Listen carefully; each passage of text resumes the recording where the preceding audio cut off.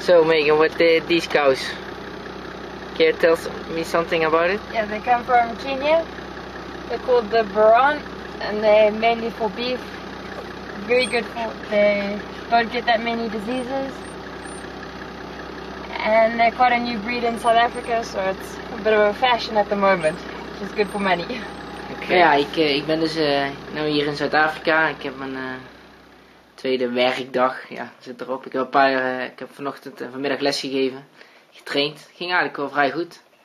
En ik heb net een sightseeing tour dus gedaan hier over de farm. En ja, ik ben blij dat ik hier een keer ben, want het is zoiets anders dan waar wij in Nederland mee bezig zijn. En nu het seizoen afgelopen is, ja, kan dit allemaal gebeuren, dus dat is wel leuk. En nu gaan we morgenochtend ga ik lessen geven en dan morgenmiddag mag ik nog iets sightseeing doen. En dan van donderdag tot zondag gaan we naar de wedstrijd. En dan ben ik benieuwd hoe het daar aan toe gaat.